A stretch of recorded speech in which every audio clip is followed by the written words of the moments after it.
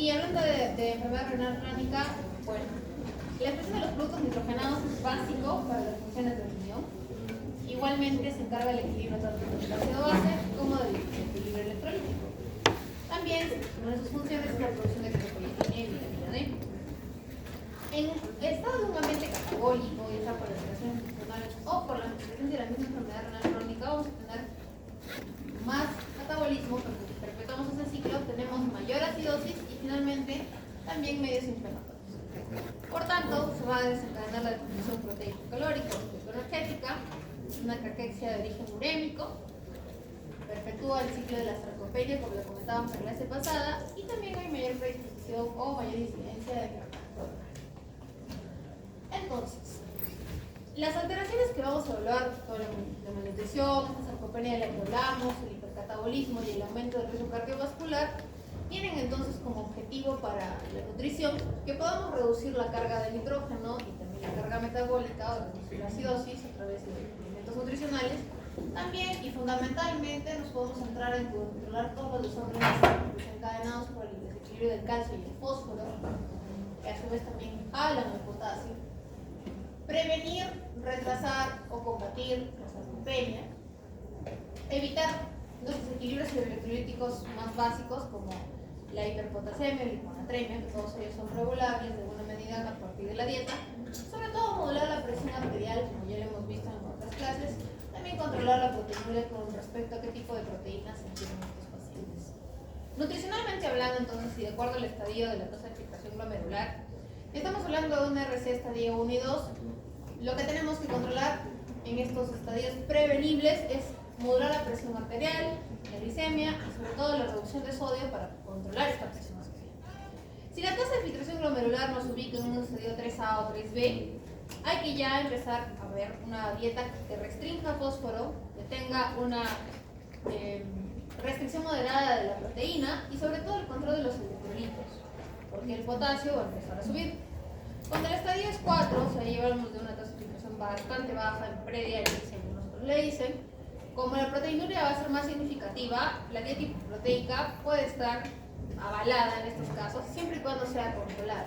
Igualmente, el control sobre el fósforo y el potasio. En tanto, en el estadio 5, o también conocido como estadio dialítico, la dieta tiene un enfoque liberalizado, tanto de manera energética como de proteínas, y lo que sí hay que individualizar de acuerdo al régimen de hemodiálisis, diálisis y diálisis peritoneal, es el control de los micronutrientes. Nutricionalmente hablando, entonces, las proteínas tienen una restricción en etapas predialíticas, sobre todo cuando la tasa de filtración glomerular, estamos hablando de estadio 3 o 4, para poder reducir toda la uremia que se puede generar. Generalmente, se puede, cuando el paciente se está preparando para diálisis, podemos ir aumentando este requerimiento de proteínas. Y lo más importante, se restrinja o no se restrinja, es brindar una proteína de alta calidad biológica. Ustedes ya reconocen el concepto de calidad biológica. Y lo más importante es brindarle esto porque evidentemente en los estadios donde vamos a tener restricción, lo más importante es que esa proteína se efectivice. Y también, no lo dice su libro, pero asegurarnos de una adecuada relación kilocaloriana-proteica para que esta proteína que esté ingresando se pueda metabolizar, que ingrese efectivamente a la célula para cumplir sus funciones estructurales. En cuanto a los carbohidratos, ya que son la principal fuente energética de cualquier base dietética, lo importante es controlar la glicemia. Como hay un binomio entre la circulación renal y también la génesis de presión arterial, inherentemente estamos hablando de que en algún momento va a haber un síndrome metabólico, o en muchos casos, los diabéticos pueden desarrollar una enfermedad renal. Entonces, no podemos dejar de hablar de esas entidades. Por tanto, es importante el control glicémico en todas las etapas. Igualmente, cuando el paciente llega a diálisis peritoneal, porque el medio por el cual se realiza este tipo de diálisis es glucosa. Entonces podemos tener alteraciones en la glucosa y hay que, si bien se no restringir los carbohidratos, tenemos que vigilarlos de cerca. Y en cuanto a las grasas, obviamente, porque son pacientes generalmente polipatológicos, preferimos las grasas monoinsaturadas, poliinsaturadas y a preferencia de la omega 3. Hay que evitar nuevamente por el riesgo cardiovascular, las grasas de las cuales hemos comentado durante todo este curso, que son las grasas saturadas y sobre todo las grasas trans. En cuanto a los micronutrientes, la vitamina D puede estar disminuida y esto puede contribuir a la osteodistrofia renal. entonces es importante evaluarlo. En cuanto al hierro, quizás no va a estar tan aprovechado por la falta de eritropoyetina, entonces pueden generar anemias resistentes.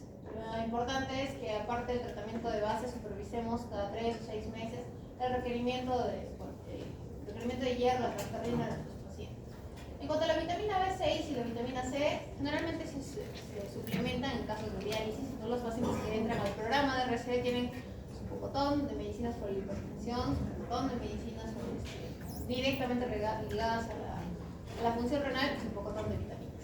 Entonces, al ser un paciente con polifarmacia, hay una adherencia más dificultosa a este tratamiento y por tanto la alternativa nutricional se pone como una buena terapia.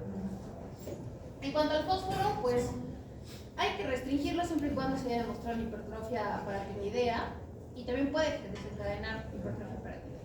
Entonces, en cuanto al zinc, en estos pacientes es bastante frecuente y también hay que encontrar la suplementación con selenio adecuada. El patrón dietético de restricción del sodio está prevalente en todas las guías y hay que mencionar que la dieta DASH es bastante adecuada en este grupo. El potasio también, si es que encontramos hipopotasemias en estadios de 2 en adelante, es más frecuente encontrar hipopotasemia, y restringir el fósforo a no más de 1 gramo por día. Generalmente el fósforo ya se encuentra enriquecido en diferentes alimentos, tales como los lácteos, o se encuentra prevalentemente en las nueces o en algunos otros alimentos con alto contenido de sodio, potasio, fósforo y electrolitos, como les encanta tomar ustedes las bebidas hidratantes. En cuanto a los líquidos, hoy por hoy hay un enfoque mucho más liberal en cuanto a cómo se deben manejar, depende mucho de cada paciente y si es que es teoría, porque recordemos que hay pacientes con enfermedad renal con etiologías que son postrenales, es decir, el primer ejemplo son los pacientes con hiperplasia benigna de próstata y muchos de ellos van a tener dificultad o antes de estar sondados. Una vez que ya presentan una sonda vesical permanente y están preoperatorio, incluso después, pueden cursar con enfermedad renal crónica, pero tienen una función de micción casi prevalente. Diferente el caso de los pacientes cuyas alteraciones son directamente renales. Igualmente tenemos que considerar el requerimiento hídrico del paciente con su peso seco. Esto término, como les comenté ya, se maneja mucho en hemodiálisis y en diálisis peritoneal. Es un peso que se considera después de haber hecho todo, dependiendo de si es hemodiálisis o diálisis peritoneal, se hace después o durante el procedimiento, ¿ya? O se usan rangos intermedios, o sea, el paciente que está un día después de su diálisis puede acudir a un control y con eso se puede obtener un peso seco, o también se puede manejar los pesos ideales. Igualmente hay que considerar siempre la natremia de nuestro paciente, porque al usar diuréticos podemos tener hiponatremias presentes. Nuevamente el electrolito de resumen para que puedan considerar los requerimientos diversos, sobre todo en proteínas, o las restricciones que pueden existir de los electrolitos dependiendo del estadio que nos encontramos con el paciente. Sobre todo hacer la distinción de un paciente con una RC moderada, en el cual el requerimiento de proteínas sí es más conservador, es disminuido. Si el paciente está en un estadio 4, pero no ha llegado a diálisis, igualmente se tiene que hacer una restricción total, pero la liberación, el enfoque actual es que si el paciente está en hemodiálisis no tendríamos que hacer ningún tipo de estas restricciones. Igualmente, en la hemodiálisis vamos a perder mucho contenido electrolítico, vamos a perder mucho contenido de proteínas. Por eso es que muchas unidades de hemodiálisis funcionan de madrugada, porque si funcionaran en horarios prevalentes donde están las comidas, probablemente perderíamos muchas de estas comidas, muchos de estos requerimientos.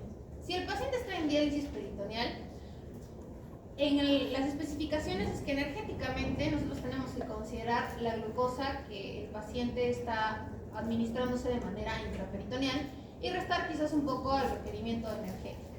Pero el requerimiento proteínico igual se mantiene como la recomendación de cualquier paciente que va a diálisis. Si encontramos que el paciente está en un estado catabólico, pues nuevamente el paciente renal puede tener un requerimiento aumentado de proteína. Y eso es quizás lo que más cuesta todavía cambiar desde la perspectiva de la práctica médica. ¿Qué consideraciones especiales hay que tener? Que un paciente renal no está exento de tener un síndrome urémico y generalmente lo podemos suplementar si la ingesta es disminuida. ¿Listo? Podemos aplicar estrategias mixtas, sobre todo dieta enteral o dieta enteral más suplementos. Aquellos pacientes que ya presentan riesgo de desnutrición, podemos evaluarlo con un score específico que es el MIS, con el FGCA también, o con la fuerza de presión, y podemos apoyarnos de todos los medios. Yo diría que el enfoque es más bien regresionar. Si el paciente cursa con alguna complicación aguda, pues lógicamente vamos a elegir el medio menos invasivo posible. Por eso siempre preferir oral sobre parenteral y enteral sobre parenteral. Y dejarlo como última alternativa, porque recordemos que estamos un paciente renal, sobre todo aquellos que no están en diálisis, administrar fórmulas parenterales es sumamente complicado, porque el equilibrio electrolítico puede hacer que fácilmente lleguen a diálisis. Y lamentablemente muchos de ellos no llegan a salir de ello. Entonces es una decisión terapéutica importante. ¿No? Simplemente es como, si no ha comido 5 o 6 días. Siempre que se pueda usar la vía oral, ya saben muchachos, hay que evitarlo. Y sobre todo los trastornos de hueso, generalmente se le da por disminución de la vitamina D, hay aumento de la paratormona, y generalmente entendemos que hay una osteoporosis renal. Por tanto, es importante que terapéuticamente también ayudemos para corregir el calcitriol, brindemos quelantes de fósforo, porque estos pueden disminuir la absorción del calcio, y una dieta baja en fósforos puede contribuir a que esta osteoporosis de alguna manera tenga un detenimiento funcional. La ESPEN lo que nos indica es que hay que evaluar nutricionalmente a estos pacientes en cada ingreso. Son pacientes que de por sí, por su patología y su fragilidad, por cómo algunos especialistas manejan el tema de las proteínas, son considerados en riesgo nutricional. Entonces es importante evaluar, hacerles un adecuado screening y un adecuado assessment nutricional. Las herramientas que pueden sernos útiles por todas estas variaciones de peso generalmente son la fuerza de presión, el VIA, y no se olviden de que siempre vamos a preferir la vía oral por sobre otras vías. Está aceptado que ya no se recomienden dietas hipocalóricas en hemodiálisis. Ese es el enfoque que ya les estaba adelantando durante todo este tiempo. Esto está en medida para poder controlar la sarcopenia, para ordenar esta relación kilocaloriano-proteica que vamos a brindarle al paciente, porque no puede entrar proteínas si no entra con una adecuada cantidad de carbohidratos. Entonces, brindar un enfoque hipocalórico y proteico en un paciente que no controla, no metaboliza bien las proteínas, simplemente sería también desperdiciar esas proteínas. Entonces, para recordarles qué restricciones podríamos tener de acuerdo a qué etapa estamos hablando, también considerar a los pacientes post-trasplante, porque muchos especialistas, nefrólogos de trasplante, consideran de que para proteger el riñón hay que brindar un enfoque restrictivo de proteínas, y eso se ha evidenciado de que no es cierto. Entonces, para poder proteger ese riñón, igual tenemos que darle una dieta normoproteica. Los objetivos que nosotros buscamos con estas terapias nutricionales básicamente son preservar la función del riñón. Si una vez que lo encontramos en estadio 2, preservar esa función, no generar un progreso de la enfermedad renal crónica, pero tampoco desnutrir a nuestro paciente. Controlar los electrolitos, entre ellos el fósforo, es importante a través de frutas frescas, el arroz blanco, las claras de huevo, que pueden ser útiles, y el arroz blanco. El aporte energético lo podemos dar con aceites vegetales, que son muy útiles, los famosos MUFA, la palta, la crema de arroz y sobre todo las pastas sin fósforo fortificado. Entonces estamos hablando de pastas que se hagan de manera artesanal. Las pastas de industria generalmente vienen fortificadas con calcio, con magnesio y con fósforo. Entonces no se recomienda en este grupo de pacientes. Pero nuevamente, viendo el vaso medio lleno, tampoco significa que vamos a restringir los productos a los pacientes. Simplemente brindarles un enfoque adecuado para que ellos puedan seguir consumiendo los alimentos que prefieren. En cuanto al control proteico, podemos brindar algunas alternativas en los grupos de pacientes en los que hay que ser un poco más moderados, como brindarles en lugar de arroz o brindarle el huevo entero, mezclarlo con las claras para tener un adecuado índice glicémico del arroz y también una proteína de alto valor. Igualmente podemos aplicar una estrategia como la papilla de avena con leche vegetal. Entonces ambos tienen un origen vegetal, son proteínas que se van a metabolizar mejor en este grupo de pacientes, pero que igualmente pueden darnos una sensación agradable en cuanto a la ingestión de nutrientes. Y si los pacientes están ya en diálisis, bríndenles proteína, nuevamente, pechuga, huevos, yogur, todos aquellos que tengan un adecuado suplemento proteico. ¿Ya?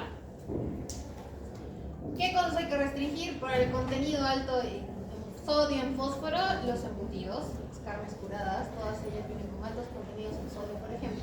Los lácteos enteros, los quesos curados también tienen alto contenido en fósforo y en potasio.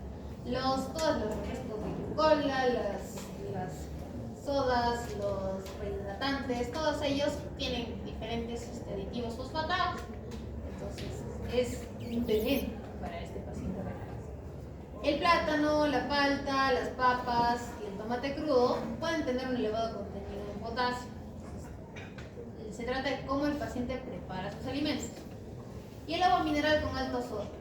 Lamentablemente, el agua Sacosani no es indicada para este paciente. El agua mineral tiene un alto contenido justamente en minerales. Entonces, por favor, no vean a su paciente renal con este tipo de ingesta de líquidos. Y sobre todo los suplementos que no están indicados. Un paciente que tiene amplias comorbilidades, lo primero que va a preguntar en la consulta es si puede tomar alguna vitamina, porque considera que la medicación lo va a desnutrir.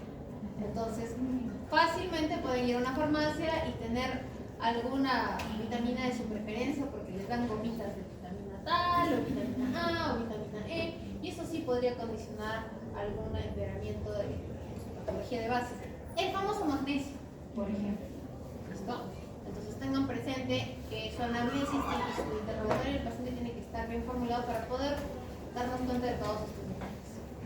En cuanto a enfermedades respiratorias, pues es un grupo bastante heterogéneo, bastante amplio de enfermedades. Estamos hablando desde las enfermedades pulmonares obstructivas crónicas, aquellas que antes se llamaban fibrosis pulmonar, la fibrosis quística, y otra enfermedad muy prevalente es el asma, tanto en niños como en adultos como en infantes.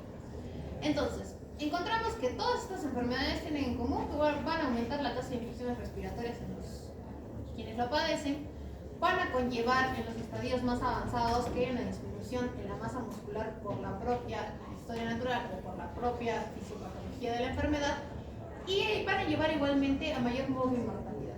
Si, por ejemplo, operamos un paciente con hipocoepid, las estadísticas nos dicen que tiene mucho más probabilidades de quedarse más tiempo en operaciones, más tiempo en estancia hospitalaria, y tiene mayor probabilidad de contraer o de morirse por una neumonía. ¿Listo? Entonces, todos los nutricionalmente hablando tienen una tasa de metabolismo basal aumentada, su requerimiento basal es aumentado por los trastornos respiratorios.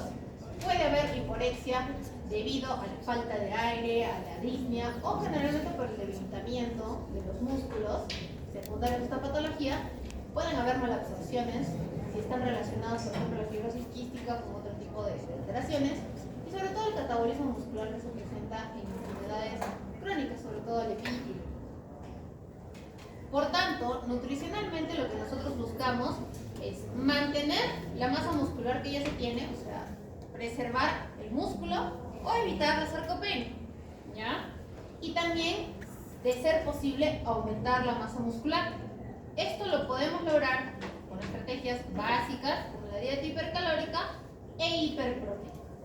Es un objetivo, un esquema aceptado en este grupo de pacientes. Hay que optimizar la función del pulmón.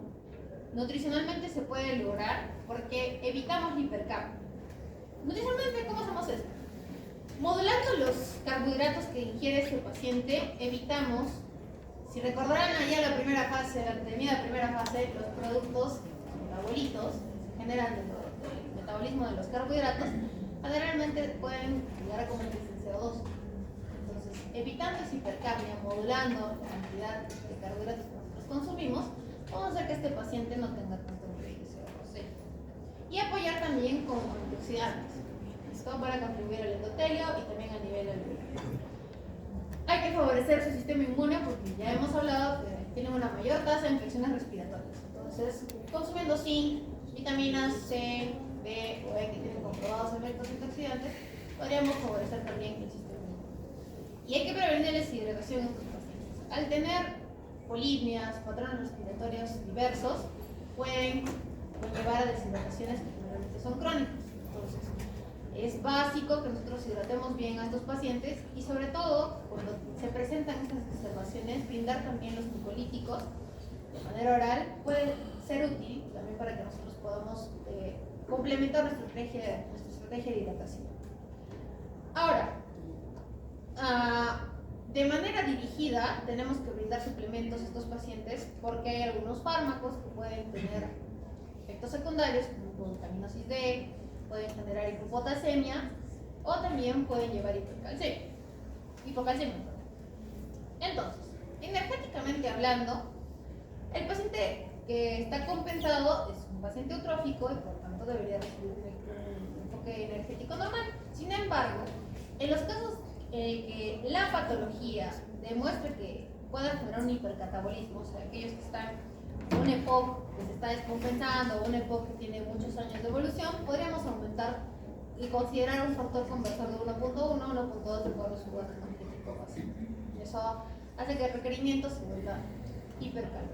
En cuanto a las proteínas, tenemos que brindar un enfoque proteínico adecuado, yo diría que normal, para conservar la masa muscular y sobre todo nos interesa la masa muscular respiratoria de este paciente. Hay hipotrofias a nivel de los músculos accesorios o el principal de la respiración, o sea, el diafragma, los oblicuos, el esternón. Entonces todos ellos son masas que nosotros nos interesa preservar, sobre todo en este grupo de pacientes. Como les comentaba, el enfoque de los carbohidratos es ligeramente reducido. Estamos hablando de hasta el 55% del valor total diario. Y hay que evitar, como les comentaba, el exceso para no tener mayores especies que producen CO2. ¿Listo? En cuanto a las grasas, van a ser el principal macronutriente del cual vamos a echar mano para poder compensar esta estrategia de bajar los carbohidratos.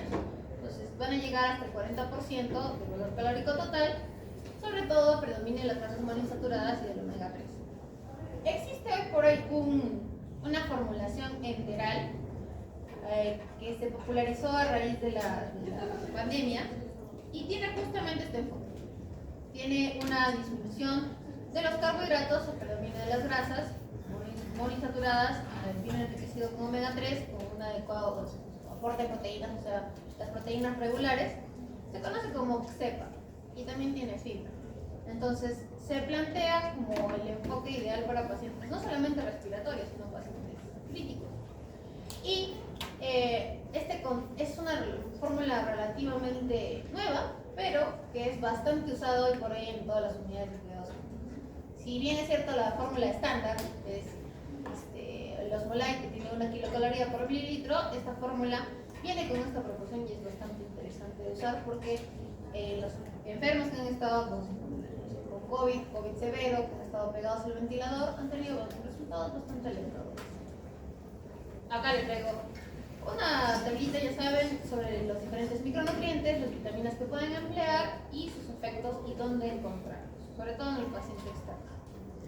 En casos específicos, por ejemplo, en el EPOC, la dieta tiene que ser fraccionada, sobre todo. Recordemos que hasta 1 de cada 2 pacientes tiene una desnutrición proteico-calórica o una desnutrición proteico-energética. Entonces, es un grupo que requiere una intervención nutricional, por lo menos en la mitad de los casos. Hay que brindarles una dieta rica con ácidos grasos mono y poliinsaturados. De preferencia, se tiene que hacer el enfoque de si vamos a brindarles grasas. No hay que brindarles comidas copiosas, visto desde muchos enfoques también, porque esos pacientes pueden tener con ello el vaciamiento gástrico puede estar retardado y con un diafragma más débil, esto simplemente puede ocasionar un empeoramiento en el patrón respiratorio. ¿Okay? Y en cuanto a los suplementos, pues vitarles vitamina D, pues, efecto inmunológico, el calcio, zinc y sobre todo la vitamina B12 cuando los pacientes el complejo B cuando tienen un uso crónico de glucocorticoides, ya que se ha visto que hay una relación inversa entre ellos. Si hablamos de asma, pues etiopatológicamente y genéticamente, mejor dicho, hay una relación en cuanto al consumo o lugares con alta prevalencia de dietas occidentales y la incidencia de asma en niños. Y esto puede ser porque la dieta occidental es rica en azúcares simples, es rica en grasas, sobre todo saturadas, y es baja en antioxidantes. Entonces, todavía no hay un metaanálisis contundente, si alguien lo quiere presentar en buena mora, ya no con nota, pero sí para que lo sepamos, sobre la relación epigenética que puede existir este patrón nutricional con respecto a la asma. Entonces, no solamente fumar hace mal para los futuros niños de este país. La dieta mediterránea también lo que es que en pacientes asmáticos puede ayudar a contribuir con disminución de las exacerbaciones. Por tanto, dentro de estos patrones de dieta mediterránea podemos brindar omega 3 y flavonoides para poder contribuir a la disminución de esas exacerbaciones. En cuanto a la obesidad y el asma, pues acá hay este patrón inflamatorio va a agravar la hiperreactividad bronquial. Podremos ajustar el peso o buscar estrategias de reducción de peso para que este paciente también tenga un menor componente dentro de los tres que fisiopatológicamente constituyen su enfermedad. Y en cuanto a la cirrosis quística, pues recordemos que tiene una mayor secreción de moco y también tiene un componente de insuficiencia pancreática. Entonces, al haber insuficiencia pancreática hay un grado de malabsorción, sobre todo estamos hablando de estas vitaminas que son liposolubles, las vitaminas A. El enfoque para este tipo de pacientes es brindarle una dieta hipercalórica.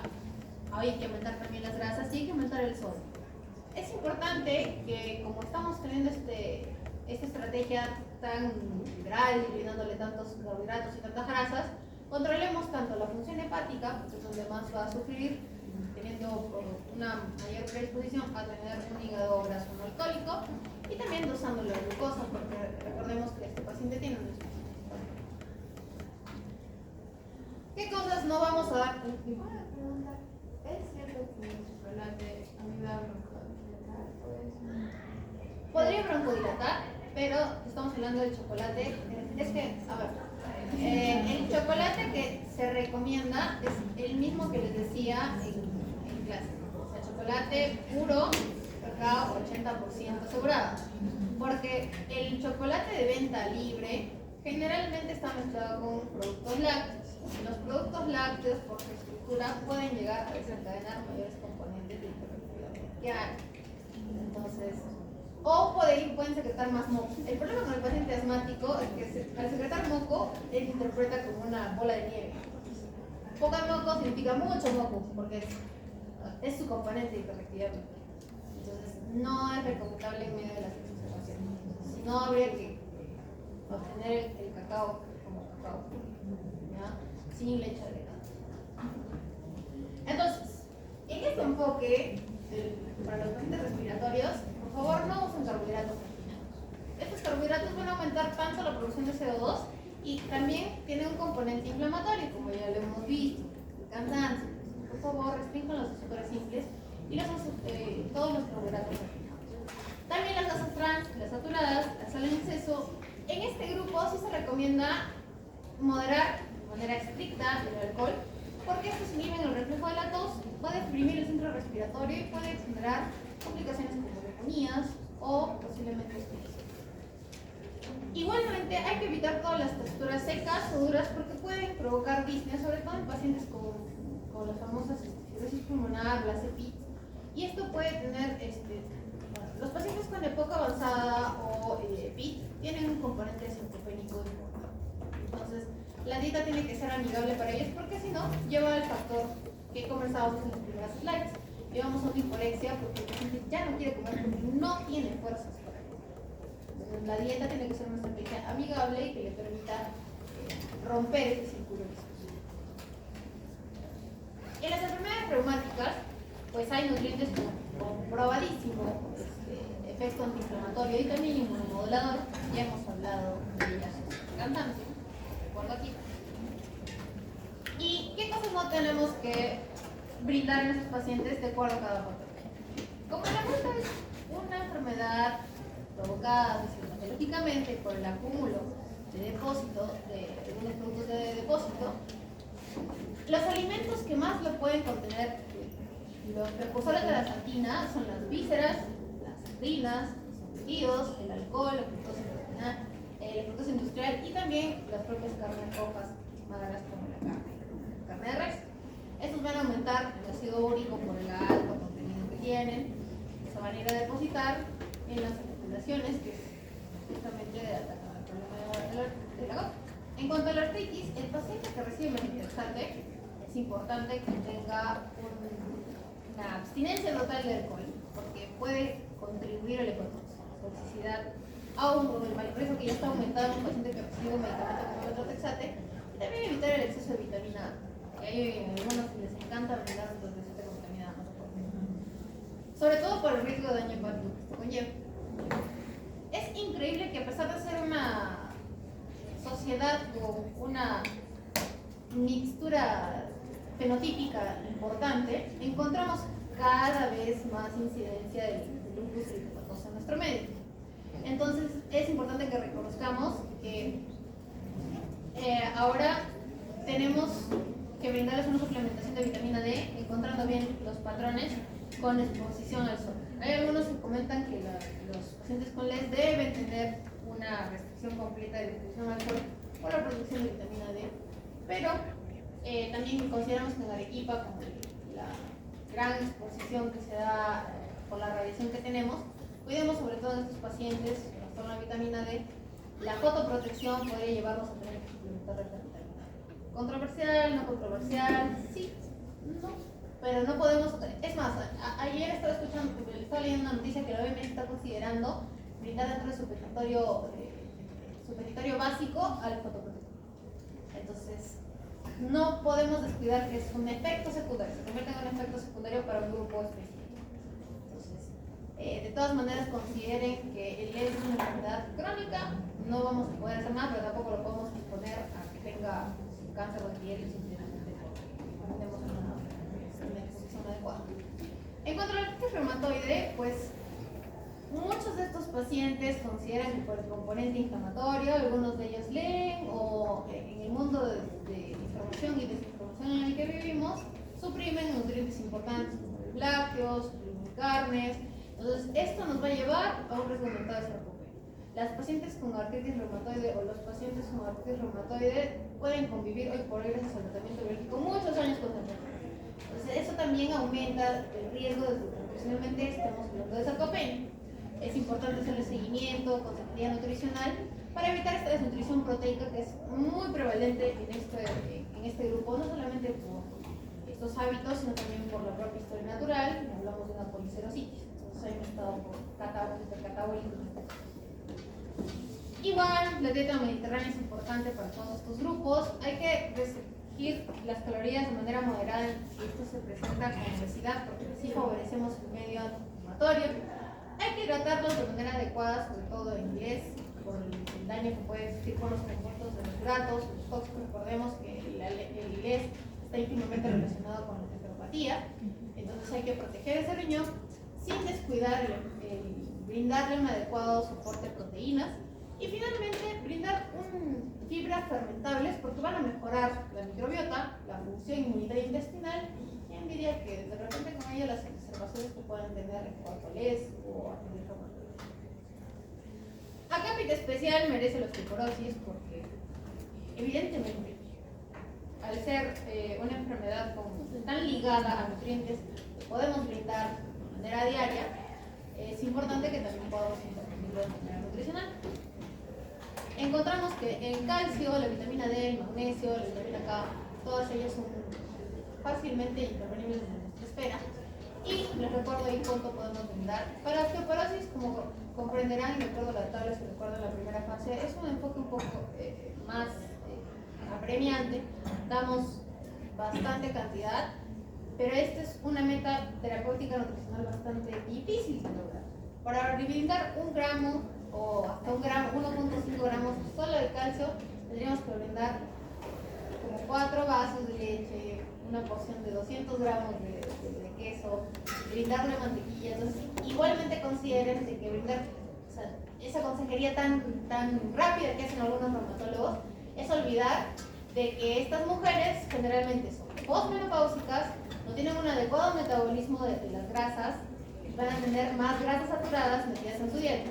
Entonces eso de por sí, después del climaterio, están aumentando su riesgo de aterosclerosis. Nosotros con esta estrategia terapéutica de por sí, brindando un consumo liberal de lácteos, estamos aumentando ese riesgo. Entonces, el conocer los adecuados compuestos de los nutrientes nos hace pensar en todos esos matices que puede presentar en algunos pacientes. Nos hace pensar, por ejemplo, el caso práctico de una mujer de 55 años que presenta ya un grado de osteopenia y que tenemos que brindar una consejería con respecto al consumo de calcio. Pues sonaría irrisorio que si presenta unos triglicéridos entre 150 y 250 de colesterol, brindarle una consejería de que tiene que tomar 1 gramo o 1,2 gramos solo brindados de la dieta, podría conllevar un riesgo aumentado de lo que hemos comentado. No es un enfoque adecuado. En esa paciente, sin embargo, podríamos suplementarlo a través de una única dosis diaria, controlando también que si brindamos mucho calcio, también tenemos enfermedad, tenemos mayor depósito de calcio a nivel renal y con ello mayor rigidez renal.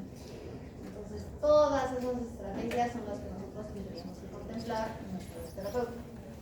Igualmente con la vitamina D, existen suplementos específicos de vitamina D, fijadores de vitamina D, fijadores de calcio. En cuanto a la vitamina D, ya saben que lo pueden encontrar en los pescados grasos, en la yema del huevo, porque es útil.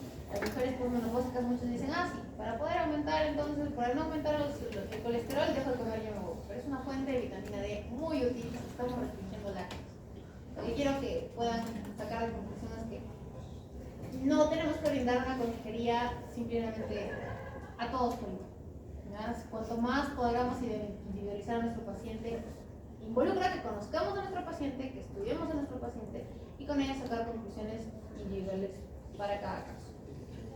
Igualmente, podemos ver que las proteínas son necesarias en este grupo. Quizás, como ya estamos hablando de pacientes mayores, el enfoque es un poco menor, estamos hablando de 1,2 gramos por kilogramo, pero tampoco podemos olvidar algunos micronutrientes como el zinc y el boro, porque estos van a ayudar como cofactores en la formación ósea y en el remodelado óseo.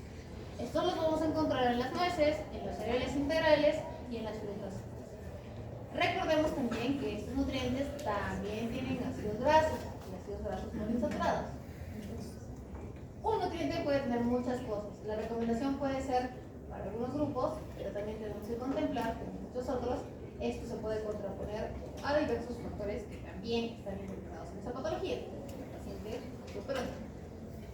Entonces, en estos pacientes, una estrategia útil puede ser brindarles lácteos fermentados, ya que hay una mayor biodisponibilidad de calcio.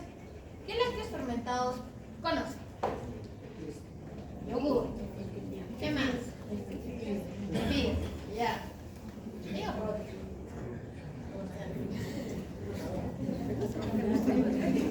Ya, ¿qué más?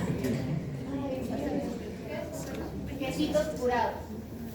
O sea, cuanto más maduro un queso, más disponibilidad de calcio existe.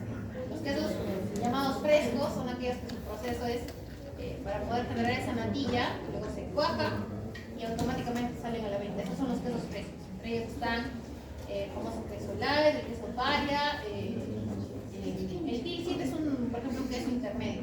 Todos los quesos maduros empiezan en la línea del Gouda, Edam, mozzarella, ¿qué más? El blue cheese y los demás que ya están en nuestro país. No encuentro más queso. Sí. Entonces, es importante que podamos hacer esa distinción con las pacientes, ¿no? Porque van a creer que se pueden comer un molde de queso. Es así, ¿no? Porque es la misma biodisponibilidad de calcio. Igualmente, todos aquellos productos que sean de origen vegetal, sean ricos en calcio y que sean bajos en oxalatos, porque así evitamos la interferencia de la absorción, sobre todo la espinaca y el ruibarbo. Igualmente, hay que distribuir este calcio de manera homogénea. No me imagino que haya una paciente que vaya a querer tomarse un litro de leche de polvo. Entonces, la mejor absorción que se ha visto es cuando proporcionamos por comida más o menos medio gramo de calcio. ¿Listo? Entonces, así optimizamos la absorción de este producto.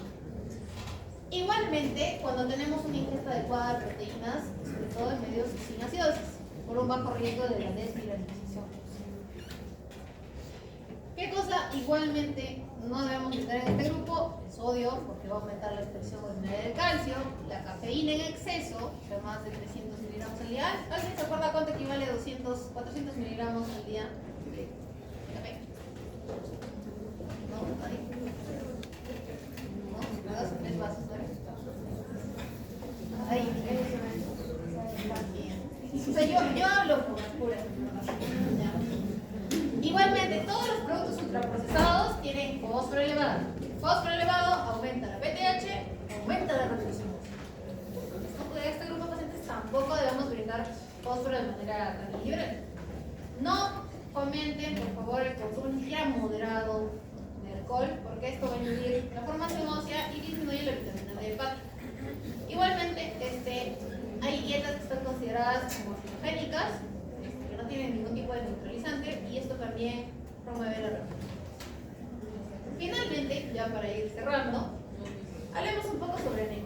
Y lo he dejado al final, porque es una patología increíblemente prevalente en diferentes grupos en nuestro país. Desde la manera fisiopatológica y nutricional encontramos diferentes tipos. La ferropénica, que sigue siendo la más prevalente, es microcítica hipocrónica, está asociada a diferentes pérdidas crónicas o puede estar asociada también a la falta de ingesta. Encontramos también a las anemias megaloblásticas, que también son por déficit de nutrientes o por alguna terapia, por ejemplo el uso prolongado de los IVPs. Las anemias por enfermedades crónicas o por enfermedades inflamatorias, que van a generar una alteración en el metabolismo férrico y también una eritropoyesis secundaria. Y finalmente las anemias mixtas, porque puede existir una anemia por déficit de hierro o folatos, una déficit de hierro y B12, anemias en ancianos que pueden tener componente nutricional, componente crónico por una enfermedad, y todas ellas pues, se convierten en un reto terapéutico desde nuestra perspectiva. Recordemos el requerimiento tanto del hierro, de la vitamina B12, del ácido fólico y de la vitamina C. Otros micronutrientes importantes para poder entender, para poder abordar la anemia es el zinc, el cobre, la vitamina A y sobre todo el valor de las proteínas. Algunos suplementos de hierro polimetasado también vienen con zinc, porque se ha visto de que es cofactor, sobre todo en enzimas hematopoyéticas. También puede presentar sinergia con vitamina B6 y B12. Eso también hace que su estrategia para las anemias megaloblásticas sea muy útil. Y en cuanto a las proteínas, ya sabemos que nos contribuyen y nos ayudan para la síntesis de hemoglobina y la hematopoiesis. Tenemos que asegurarnos de que dentro de nuestra estrategia nutricional encontremos proteínas que tienen alto contenido de hemoglobina, carnes magras, también los huevos que pueden ayudar a generar esta hemoglobina y las legumbres. ¿Qué alimentos van a interferir? Si estamos brindando una terapéutica o hay un paciente que está en medio de un tratamiento, son bastante largos, de 6 meses a un año, contra la anemia, pues tenemos que evitar brindarles taninos, ya sea en la presencia del té o el café, porque van a disminuir la absorción del hierro no hemo. Tenemos que evitar también los fitatos, o sea, todos los cereales que no son fermentados, o la presencia del salvado, porque también van a quebrar el hierro y el zinc. Igualmente, el calcio excesivo va a competir con este hierro por transportadores y también podemos tener una pérdida de hierro adicional. El alcohol, de más. El cloramfenicol, que es un antibiótico también porque genera la secreción en la médula ósea que nos va a ayudar a recuperar esos esquirpes de eritrocitos. Y también la metformina o los inhibidores de la bomba de protones van a alterar la absorción de la vitamina B12 y tratamientos de más de 6 meses pueden ocasionar también anemias megaloblásticas, también por la hipocloridad de Por tanto, tenemos una anemia ferropénica, tenemos que abordar aumentando todos los productos que tienen hierro de tipo hemo, como las carnes, o los de fierro de no hemo, todos los vegetales verdes, que gracias a la vida nuestro país tiene una alta flora de ello, y también complementarlos con vitamina C. Esto ayuda mucho, por eso es que vamos a mantener bien con sabor también a vitamina naranjita, porque puede tener un componente que lo va a ayudar a la absorción.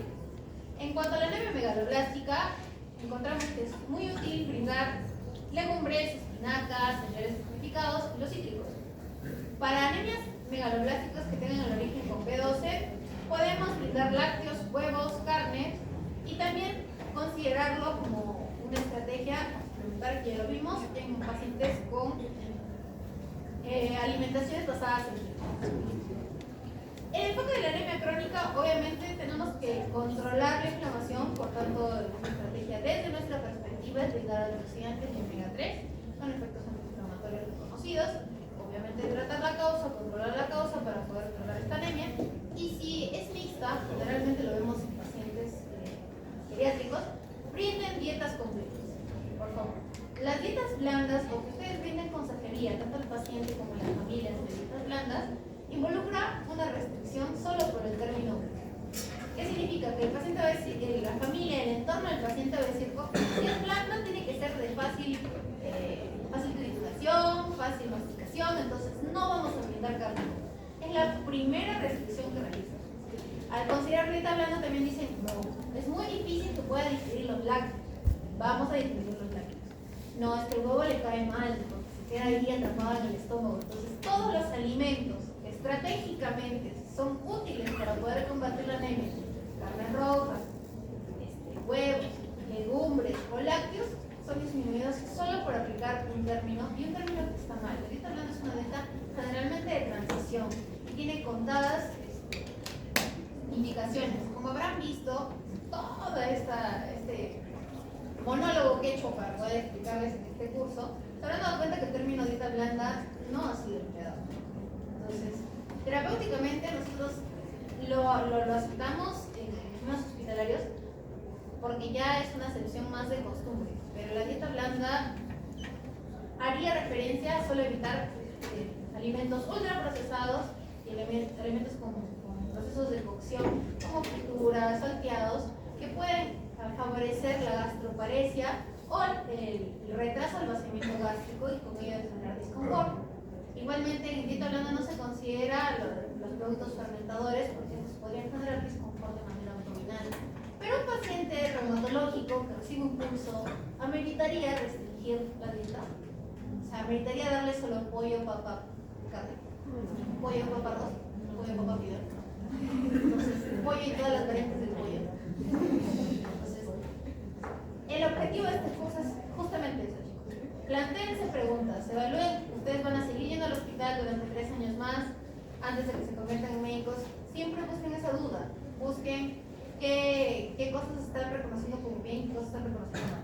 Lamentablemente, somos seres humanos, no estamos exentos de pasar al otro lado. Así como somos médicos, también somos familia de algún enfermo. Entonces, las recomendaciones empiezan justamente desde allí.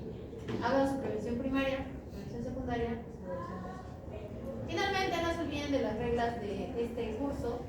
Siempre lean las etiquetas. Cualquier cosa que consuman, aprendan a leer, es un buen hábito. Van a enterarse de que en realidad consumimos muchas cosas que no deberíamos. Siempre prefieren la vía oral y sobre todo tengan mucha curiosidad. Busquen ayuda de. Muchas gracias por haber participado.